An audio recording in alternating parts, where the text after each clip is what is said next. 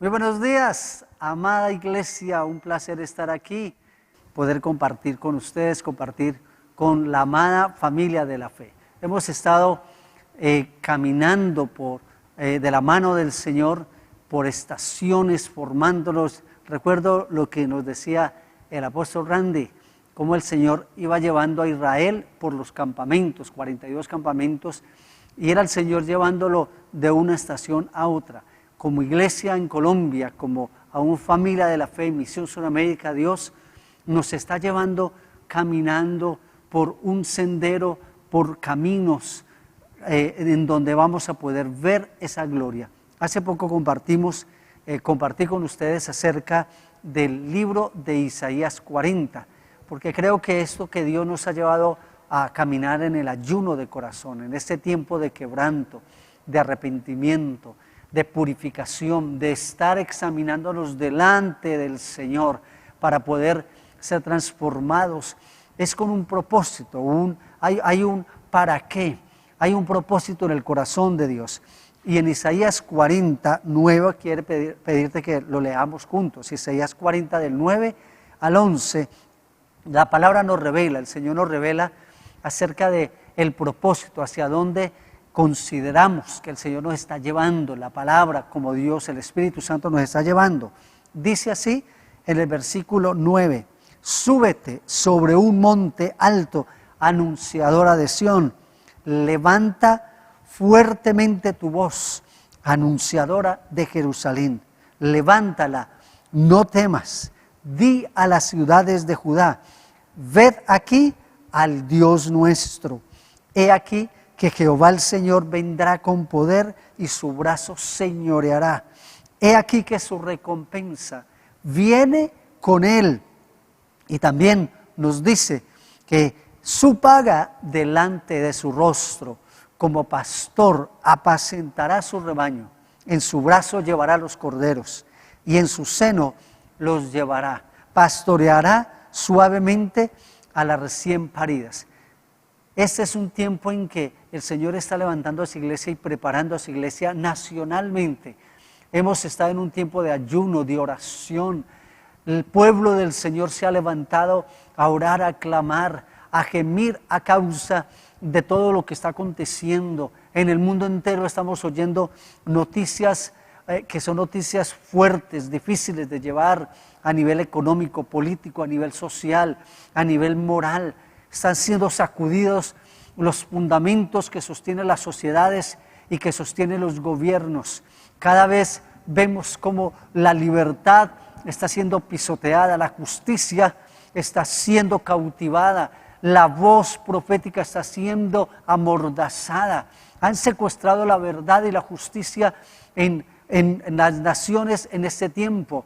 Y el Señor está despertando a la iglesia, está llamándolas. Este es un mensaje profético para nosotros hoy, es un mensaje del Señor para llamar a la iglesia a poder entrar en un nuevo nivel. Y en el versículo 9 comienza diciéndonos, lo primero, nos habla que la iglesia debe hacerse visible. Nos está llamando, dice, súbete sobre un monte alto. Creo que por muchos años la iglesia, aún siglo, la iglesia ha estado como escondida, ha estado realmente en un lugar poco visible, casi que invisible de la sociedad.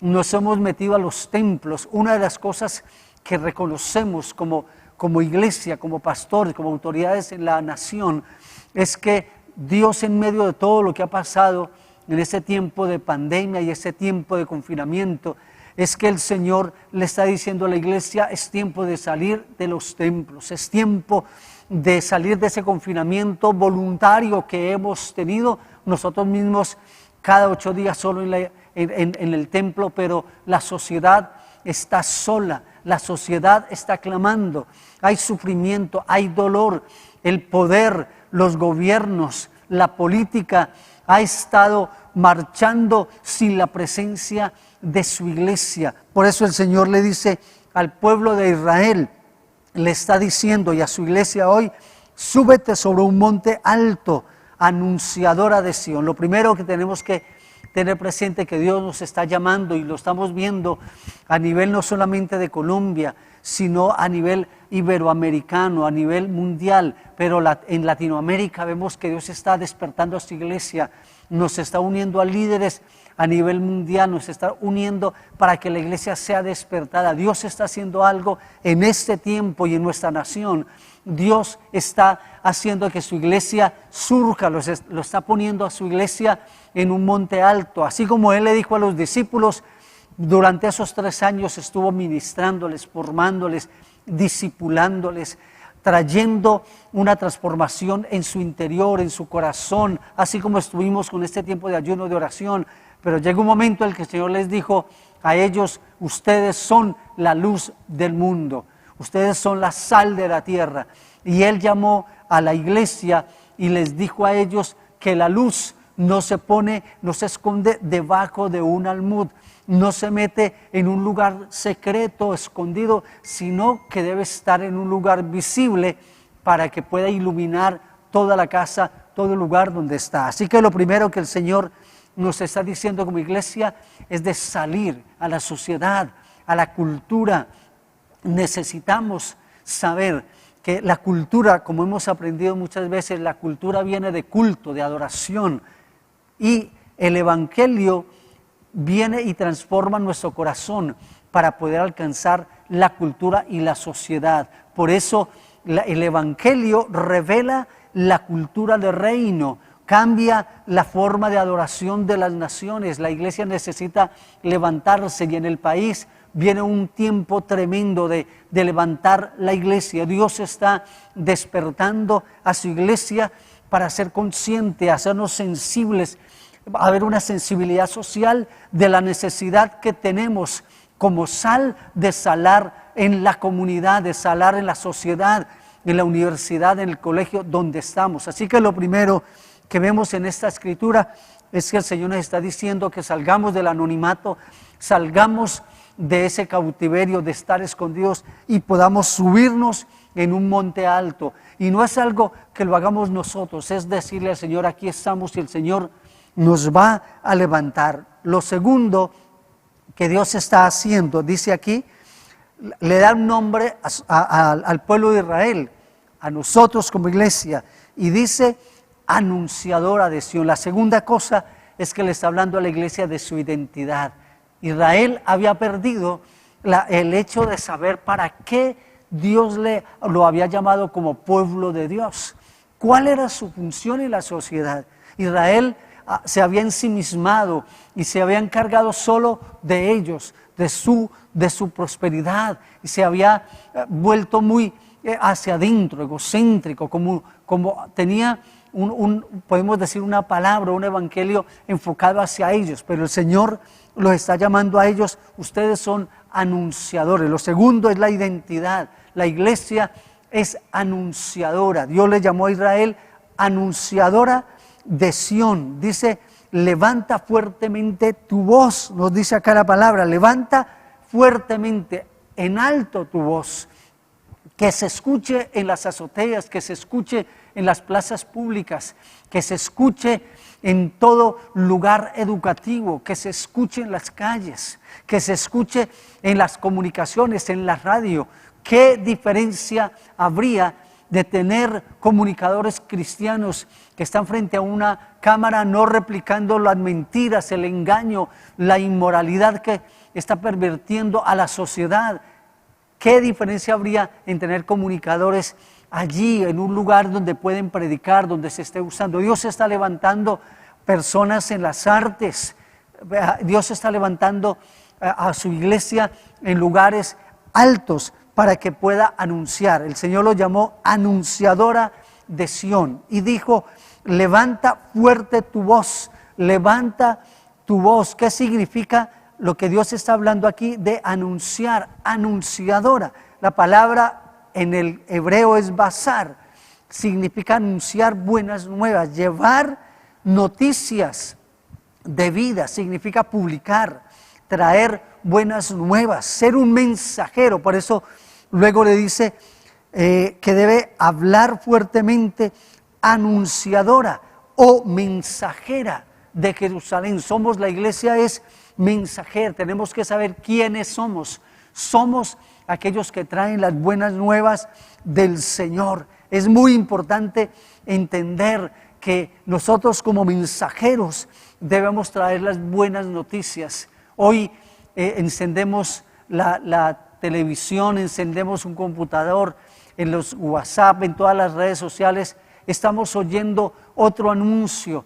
Se les está contando otra historia a las naciones, a nuestros niños, a nuestros jóvenes. Vemos las series, estamos viendo esa cantidad de series que han sacado donde ponen a héroes, a los narcotraficantes como héroes. Nuestros jóvenes están escuchando una historia distinta, una historia que la están contando aquellos que han destruido, aquellos que han usado la mentira, el engaño, que han usado la droga, que han usado la rapiña, que han usado la maldad y la perversión para cautivar las naciones. Y ellos están contando una historia. Necesitamos como iglesia ser anunciadores, contar. Yo quiero retarte hoy, a ti, joven que me escuchas, o aún hoy en día esta virtualidad nos trajo a todos, nos asomó a las pantallas, nos hizo ver otra parte de la comunicación y de todo lo que tiene que ver con los aires, con la comunicación virtual. Y es que como nunca antes se ha anunciado el Evangelio a través de las plataformas virtuales. Pero una vez que hemos estado entrando ya nuevamente, saliendo a la calle, nuevamente estamos en esa reapertura, no podemos olvidar la lección que hemos aprendido, que esas redes que han destruido y han dañado las mentes, hoy deben ser utilizadas por la iglesia para predicar el Evangelio, para anunciar la voz correcta, para contar la historia transformadora.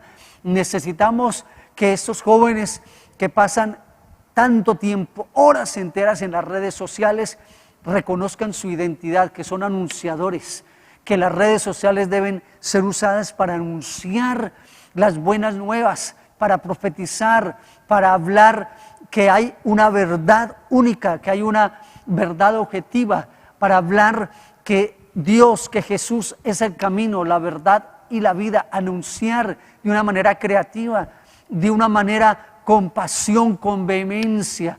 Eso es lo que necesitamos, y Dios ha sacudido a la iglesia y nos está diciendo a través de las redes sociales: denme a conocer. ¿Cuánto tiempo duró desde que hubo esta explosión allí en Beirut? ¿Cuánto tiempo pasó en que el mundo entero escuchara esa noticia? Esas noticias nefastas de destrucción, esa explosión. ¿Cuánto tiempo pasó entre esa noticia a tantos miles de kilómetros de distancia de nuestra nación para que nosotros nos diéramos cuenta? Y eso es una realidad.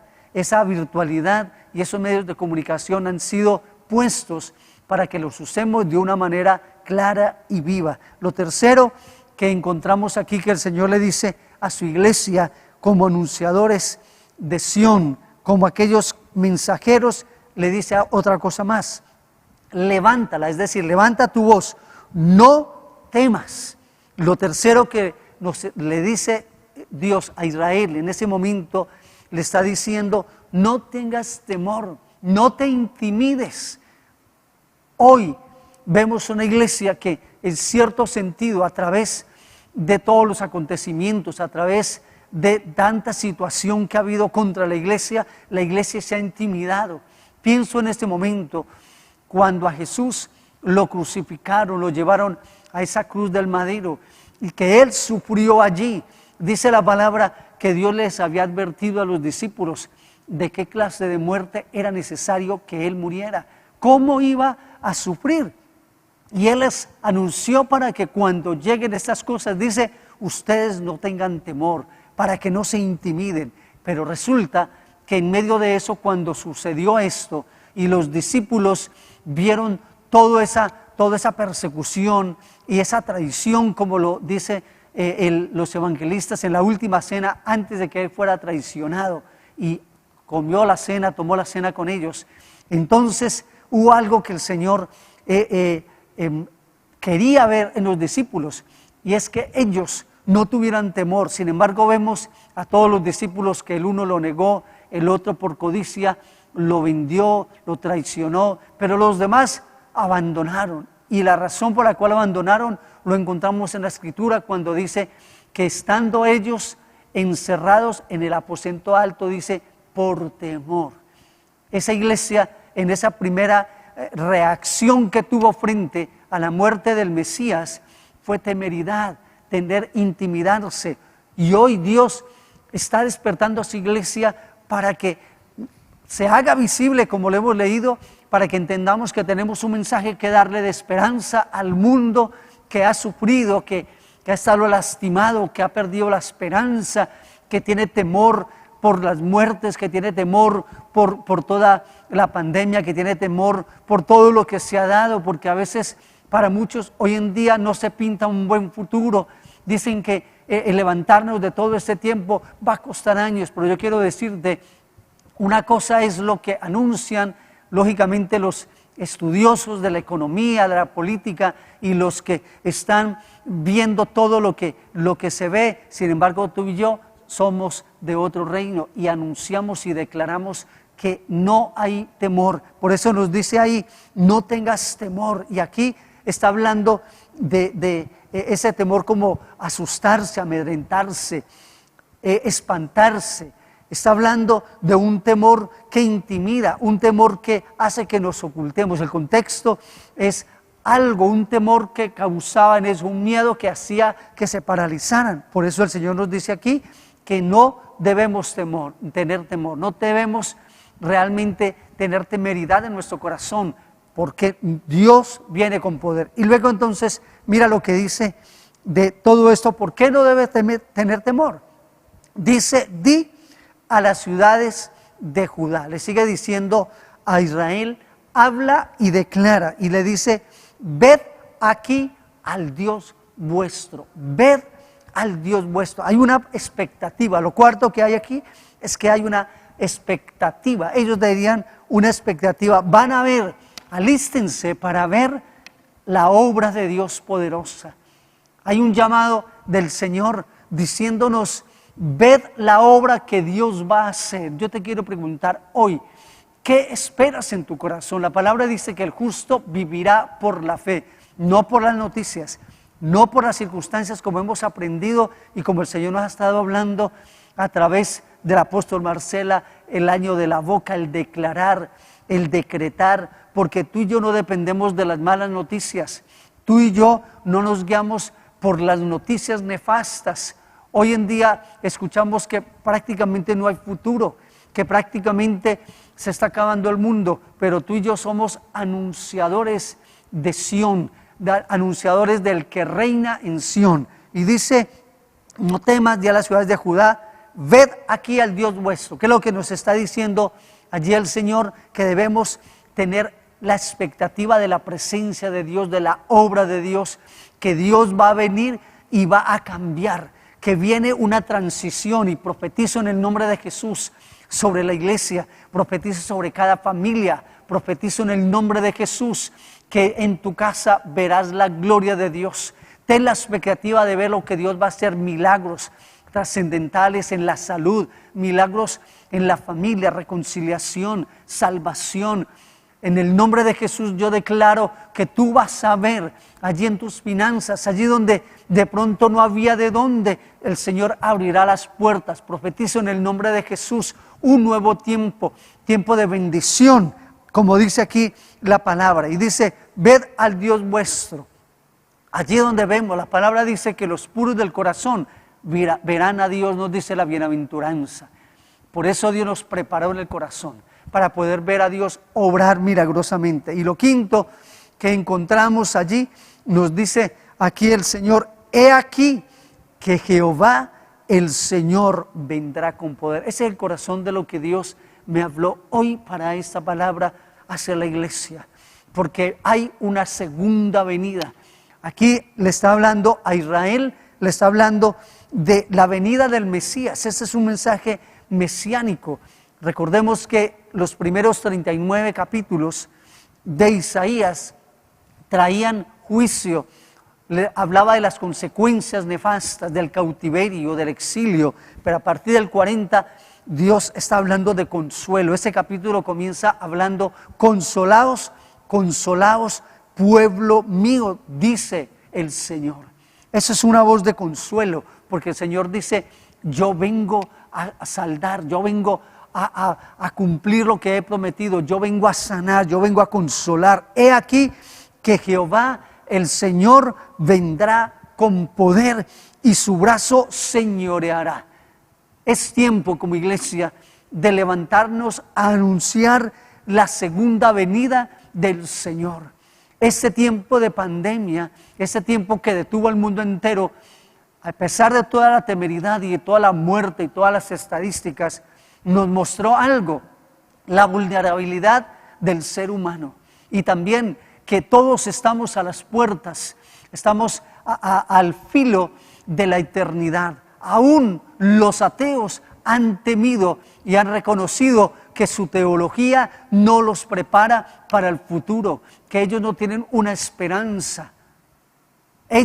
Muchos de ellos han vivido realmente una vida apartada de Dios, pero ese tiempo, el mundo entero, Colombia entera, nuestras familias, se han dado cuenta de algo, se han dado cuenta que realmente hay un retorno. Necesitamos hablarle al pueblo de la primera venida del Señor, cuando Él vino como cordero. Él vino y entró a Jerusalén en un pollino, y Él en esa primera venida vino como cordero al matadero, fue coronado con una corona de espinos, pero Él viene con poder. Mira lo que dice: el Señor vendrá con poder. Y en esa parte de aquí, del regreso del Señor con poder, nos habla de la identidad de Él, porque es que nuestra fe no está en nosotros, en nuestra capacidad.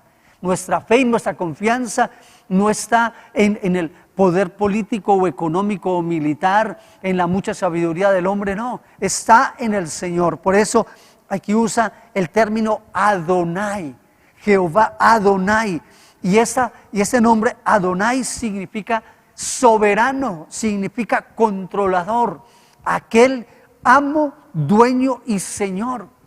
Él dice: aquel que es el amo. La palabra acá que dice Jehová, Dios es la palabra Adonai, que significa eso, autoridad, aquel que enseñorea, que gobierna, aquel que tiene un dominio total. Por eso nos habla Jehová nuestro Dios. He aquí Jehová el Señor, aquel que gobierna por encima, la suprema autoridad, aquel que no tiene comparación con nadie. Él regresa. Aquí nos está hablando la segunda cosa de ese mismo texto de aquí, del pasaje. Nos dice que Él regresa, un retorno. Ese retorno del Señor y esa preparación que hemos tenido de ayuno de corazón es una preparación para ver el gobierno y señorío. Cada uno de nosotros estamos viviendo en nuestro hogar, en nuestra familia, en nuestra propia vida, ese retorno, el poder ver la manifestación gloriosa del Señor, el poder del Señor. Aquí nos habla del regreso del Señor. Es necesario tener presente que esa segunda venida del Señor ya no es como la primera, en esa humillación, en esa humildad, en ese quebrantamiento, en esa encarnación donde Él vino a identificarse con la humanidad, a tomar el dolor, el peso, la iniquidad, ir a una cruz. Ahora viene como Rey, como Señor. Él retorna por una iglesia gloriosa. Y este mensaje no es para que nos quedemos metidos en la iglesia esperando cuando Él regrese. Es que el Señor nos ha dado una tarea para hacer aquí en la tierra, de preparar las naciones para su regreso. Como nos enseñaba hace poco en ese seminario que tuvimos de intercesores del reino, y lo que Dios nos ha estado hablando precisamente es que la iglesia será levantada, pero no para irse, porque el Señor nos dice que Él regresa y Él va a señorear y a gobernar sobre las naciones. Recuerda que la palabra nos dice que Él viene como juez. Todo lo que Él hizo en la primera venida, en la segunda venida, Él viene a cosechar y a recoger esa iglesia gloriosa, sin mancha, sin arruga. Él viene por aquello que Él murió, por aquella iglesia por la cual Él se sacrificó. ¿Te acuerdas en Mateo 25, cuando Él habla del juicio de las naciones? Y dice que Él vendrá y Él apartará. Esa es la segunda venida, un apartar, un separar las cabras de las ovejas. El que está con Él y el que no, aquel que le honra y aquel que no le honra. Como dice en 2 de Timoteo 2:15, que nos dice que ese sello de Dios está firme. Dice, conoce Dios, intimidad, relación a los que son de Él, los que tienen intimidad, los que no solamente conocen a Dios, sino que son conocidos por Dios. Conoce Dios a los que son suyos y apártese de iniquidad todo el que invocare el nombre del Señor. ¿Por qué nos ha hablado el Señor de quebranto, de arrepentimiento, de estar delante de su rostro para estar preparados para su segunda venida? Y debemos anunciar que Jesús vuelve por segunda vez. Y nos dice aquí lo siguiente acerca de ese Dios poderoso que viene a señorear. Dice, he aquí el Señor vendrá con poder. Y también nos dice, y su brazo señoreará. Esa palabra señorear significa dominio. Su brazo viene a gobernar, viene a tomar el poder. Recuerda lo que le dijo, lo primero que le dijo a los discípulos cuando la gran comisión: toda autoridad, todo poder me ha sido dado en los cielos, en la tierra y debajo de la tierra. Él viene a señorear, Él viene sobre un caballo blanco, como dice Apocalipsis, y viene una inscripción en su muslo que dice Rey de Reyes, porque Él viene con poder como Rey, pero también dice Señor de Señores, viene a tomar el dominio, significa gobernar, reinar y tomar el dominio. Así que ese es el mensaje que necesitamos darle hoy a la nación, a nuestra ciudad de Cali, a los que están alrededor nuestro, poderles hablar que Jesús vuelve por segunda vez. Como cuando tomamos la cena tú y yo, la palabra nos dice que esa cena, cada vez que la tomemos, estamos anunciando, estamos haciendo memoria de la obra de Jesús, pero estamos proclamando que Él regresa por una iglesia gloriosa. Como iglesia necesitamos ser conscientes de eso. Y luego nos dice del Señor que Él viene a señorear. Dice, he aquí, otra cosa que Él nos habla aquí muy importante, nos dice, he aquí que Jehová el Señor vendrá con poder y su brazo señoreará. He aquí que su recompensa viene con Él. Hay una recompensa que el Señor nos quiere dar. Hay una recompensa que viene con Él. Hay una recompensa. Él dará recompensa a todo aquel que ha sido fiel, que ha permanecido. Mi esposa me mandó una enseñanza que ella dio, que ella predicó en Jamundí, y me ha parecido tremendo. Habla acerca de las 5 recompensas que habla la Escritura. Voy a predicar su mensaje en 2 minutos, Billy.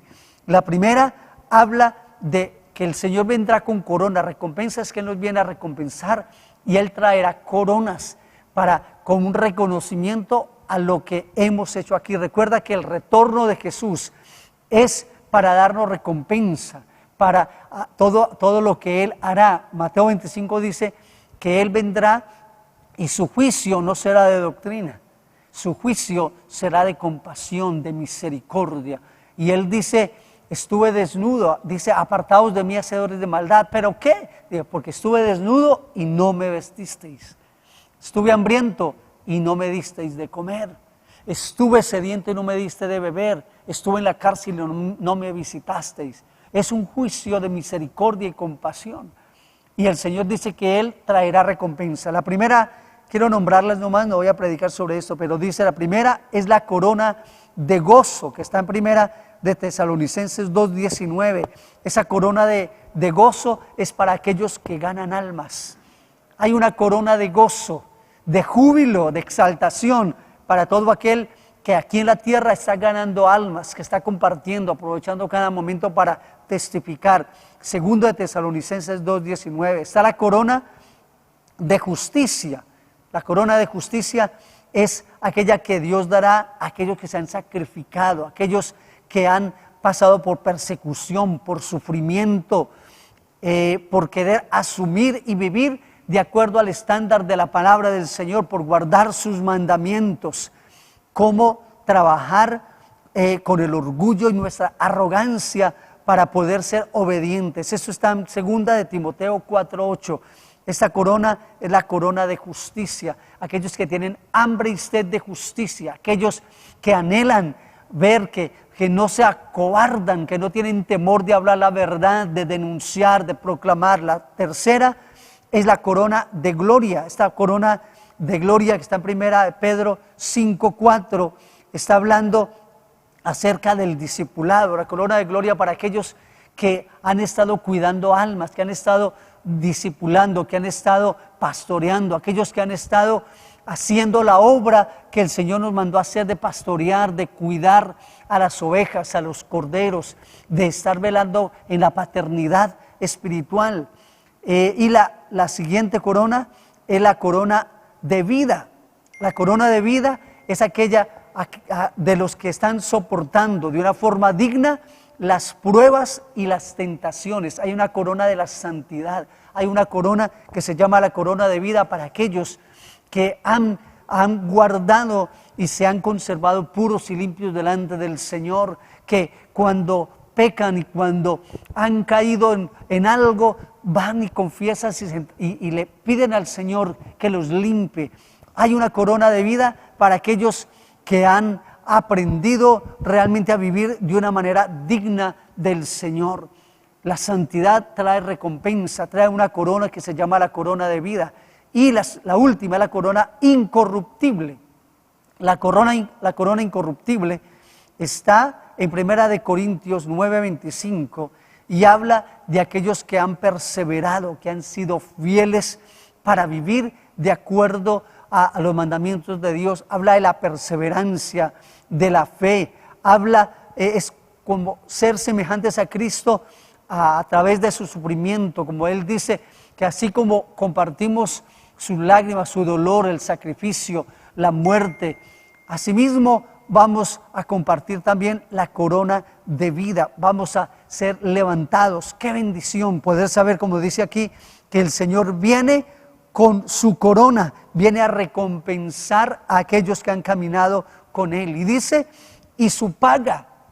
Tú sabes que la vida y la instancia aquí en la tierra realmente es una instancia que nos prepara para realmente allá, cuando estemos en su presencia. Bueno, primero estaremos aquí en la tierra, porque a veces tenemos un mensaje donde tenemos que esperar hasta que seamos arrebatados. No, Dios dice que debemos prepararnos para acá, porque inclusive todas las promesas que el Señor hace en las bienaventuranzas, Él habla de los mansos van a heredar la tierra, habla de los que son limpios de corazón que verán a Dios acá, habla de los puros, de los perseguidos, pero todas las recompensas tienen que ver aquí. Una de las cosas, hay un libro que he leído y me ha causado mucho furor, se llama De vuelta a las cadenas, de William Federer, y uno de los capítulos que me conmovió habla acerca de la fundación de Estados Unidos, como la base fundacional fue todo lo que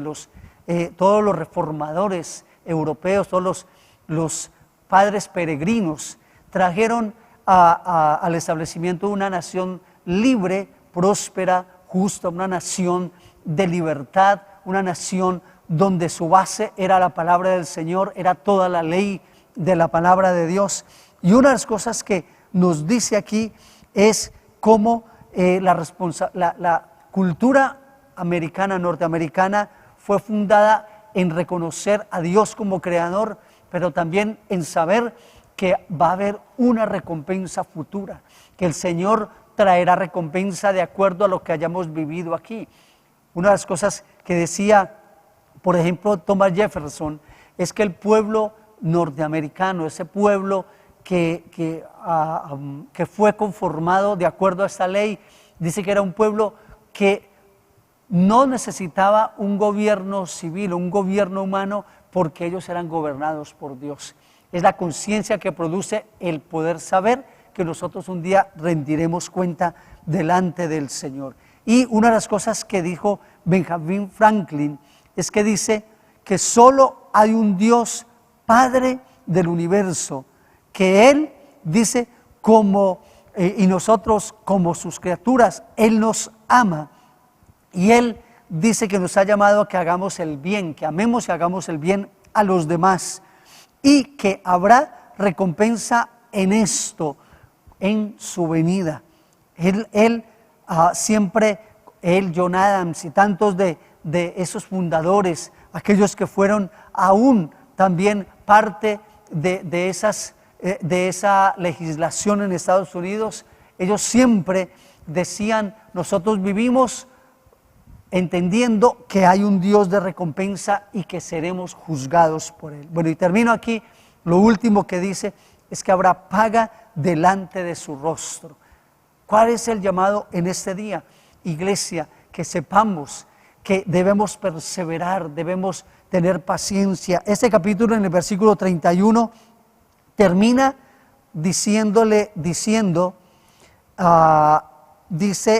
hablando de que los jóvenes se cansan, que los mayores, los adultos aún se cansan, los muchachos se fatigan, se cansan, y los jóvenes flaquean y caen. Dice: pero los que esperan a Jehová tendrán nuevas fuerzas. Hay un llamado a la perseverancia, hay un llamado a la paciencia. Por eso Él nos dice que Él vendrá finalmente, versículo 11, como pastor apacentará su rebaño. En su brazo llevará los corderos y en su seno los llevará, pastoreará suavemente a las paridas. Dios está levantando esa iglesia para anunciarle al mundo que el Señor regresa, que Él viene por su pueblo, Él viene por su rebaño, y Él vendrá con poder a señorear, y Él vendrá a traer su reino, y todos los reyes de las naciones se doblarán sus rodillas y su boca confesará que Jesús es el Señor. Así que ese llamado que quiero hacerte hoy es para que tú y yo mantengamos esa actitud de quebranto, pero al mismo tiempo, o más bien en vez de pero es, y al mismo tiempo levantarnos a ser anunciadores. Abre tu boca, no temas, levántate en un lugar alto y anuncia con tu testimonio, con tu carácter, con tu vida, con el servicio, con la compasión, con la misericordia. Es tiempo de anunciarle al mundo que el Señor viene por segunda vez, de anunciar lo que sucederá, de anunciar que hay un juicio eterno, que hay recompensas, que hay coronas, y que tú y yo tendremos la paga por nuestra vida, por nuestro trabajo. El Señor nos llama a preparar un pueblo para Él. Amado Señor, gracias por este día, gracias por tu palabra, gracias por la recompensa que tú nos hablas. Gracias, oh Dios amado, porque tú vienes, Señor amado, a quitar, a quebrantar la maldad.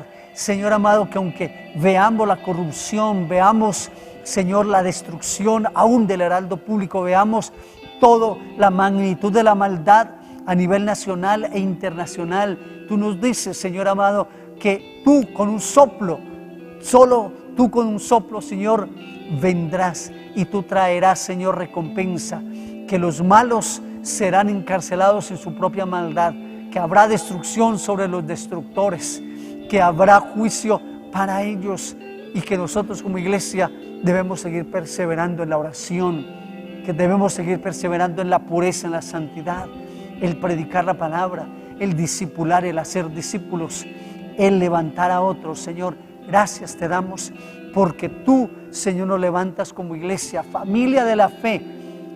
Somos anunciadores de Sion, somos anunciadores de las buenas nuevas. Yo te doy gracias por cada familia, te doy gracias, Señor, por la iglesia, por la misión, por nuestra nación, por la iglesia en nuestra nación, por la iglesia en esta ciudad, por levantarnos, Señor, y saber, oh Dios, que tú vienes por una iglesia santa, gloriosa y sin mancha, y que tú nos has pedido como iglesia que te preparemos un lugar para que tú mores, para que tú seas el Señor sobre todo. Te bendecimos, te amamos en el nombre de Cristo Jesús. Amada familia de la fe, Dios te bendiga.